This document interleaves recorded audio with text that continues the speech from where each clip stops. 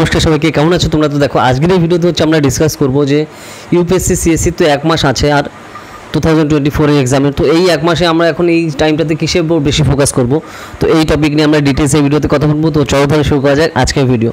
তো দেখো UPSC CSE 2024 এক্সামের আর কিন্তু বেসিক্যালি এক মাসের মতোই টাইম আছে, কারণ আগে যে এক্সাম ডেট ছিল 26 তারিখে ছিল মে মাসে, তাই না? তো সেটা কিন্তু ডেট চেঞ্জ হয়ে গেছে, তোমরা জানো, ইলেকশনের জন্য, লোকসভা ইলেকশন 2024 জন্য।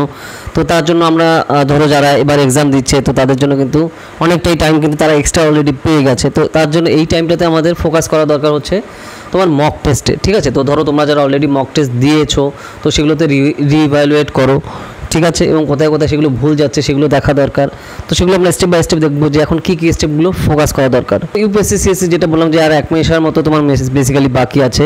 তো তুমি এতদিন যেভাবে প্রিপারেশন করেছো তো সেটা কন্টিনিউয়াসলি চালিয়ে তো যেতেই হবে, আর মাল্টিপল টাইম তুমি রিভাইজ করো। নতুন কোনো বই কিন্তু এখন পড়া শুরু করো না, যে বই তুমি আগে দেখোনি তো সেই বই পড়ার দরকার নেই। হ্যাঁ, এই ইনস্টিটিউট থেকে এটা বের করেছে, ওই স্যার ওইটা বলেছে, ওই ম্যাম ওটা বলেছে, না, একদমই না। ধরো তোমরা যারা এবার এক্সাম দিচ্ছ তুমি নিশ্চয়ই সিরিয়াস, তার জন্য এবার এক্সাম দিচ্ছ। তো তার জন্য এখন ফোকাস করতে হবে যে রিসোর্স থেকে তুমি ফলো করেছো, যে রিসোর্স তুমি পড়েছো সেই জিনিসটা তোমার ভালো করে রিভাইজ দেওয়া মাল্টিপল টাইম, সেই জিনিসটাতে এখন হচ্ছে দরকার। নতুন নতুন কোনো বই তোমার এখানে এখন পড়ার কোনো দরকার নেই।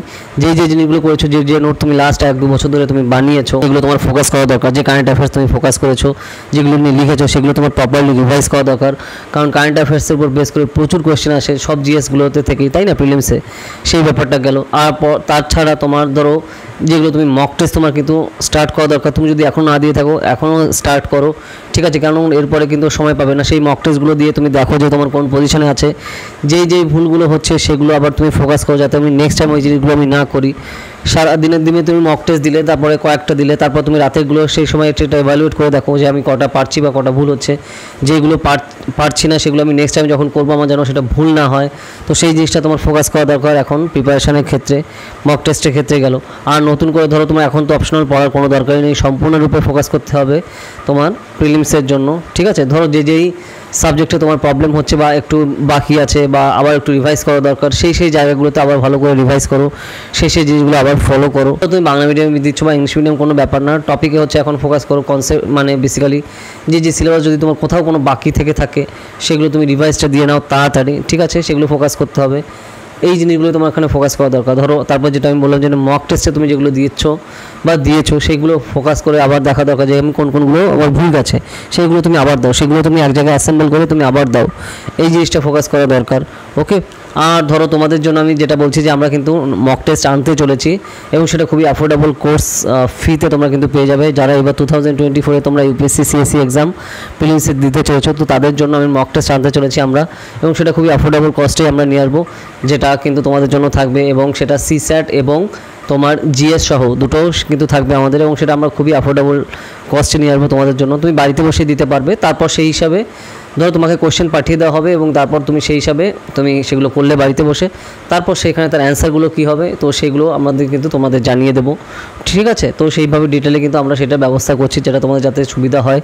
তো এবং এটা খুবই অ্যাফোর্ডেবল কস্টে থাকবে, আমি তাও একটু ভিডিওতে আমি জানিয়ে রাখলাম তোমাদের জন্য। তো এটা আমরা কিন্তু আলাদা ডিটেল ভিডিও নিয়ে আসবো, ঠিক আছে? কিন্তু তাও আমি তোমাদের আগে থেকে জানিয়ে রাখলাম, ওকে? তো এই ব্যাপারটা গেল মক টেস্টের। এইবার হচ্ছে ধরো তুমি যে কোনো তোমার কারেন্ট অ্যাফেয়ার্সকে কি এখন থেকেই তোমার পেপার পড়া বন্ধ করা দরকার? তো এখন না, তুমি আরও 10-15 দিন পড়তে পারো, তারপর থেকে আর বন্ধ করে দেওয়া দরকার। লাস্ট 15 দিনে তোমার কোনো কারেন্ট অ্যাফেয়ার্স বা পেপার থেকে পড়ার কোনো দরকার নেই, ঠিক আছে? তো সেই জিনিসটা খেয়াল রাখা দরকার। তো এখন থেকে মোটামুটি আর 15 দিন অবধি তুমি দেখো, তারপর থেকে আর কিন্তু কোনো দরকার নেই পেপার পড়া। দা হিন্দু বা ইন্ডিয়ান এক্সপ্রেস তুমি যেটাই পড়ছো না কেন ওগুলো পড়ার কোনো দরকার নেই আর 15 দিন পর থেকে, এখনও পড়ে যাও, ঠিক আছে? আর ধরো তুমি যেগুলো তুমি নোট করেছো এতদিন অবধি, ঠিক আছে? তো সেগুলো তুমি দেখে যাও সাবজেক্ট ওয়াইজ, যেটা তুমি ধরো এটা পলিটির জন্য, এটা এনভায়রনমেন্টাল জন্য, এটা ডিজাস্টার ম্যানেজমেন্টের জন্য, এটা ইকোনমির জন্য, তুমি এইভাবে যেগুলো করেছো সেগুলো অ্যাসেম্বল করে এগুলো হচ্ছে এখন দেখার টাইম, রিভাইজ করার টাইম, যেন সিলেবাসের কোনো অংশ যেন আমার বাদ না থাকে। দেখো প্রিলিমসের জন্য সবথেকে ক্রুশিয়াল হচ্ছে সিলেবাসটা তোমার কভার করা এবং মাল্টিপল টাইম কভার করা দরকার। কোনো পয়েন্ট যেন আমার বাদ না থাকে, সিলেবাসে যা টু দ্য পয়েন্টে প্রিলিমসের জন্য রয়েছে কোনো টপিক যেন আমার বাদ না থাকে, কোনো ওয়ার্ড যেন বাদ না থাকে, সেই ওয়ার্ডের সাথে রিলেটেড ডাটাগুলো আমার যেন ফোকাস করা হয়।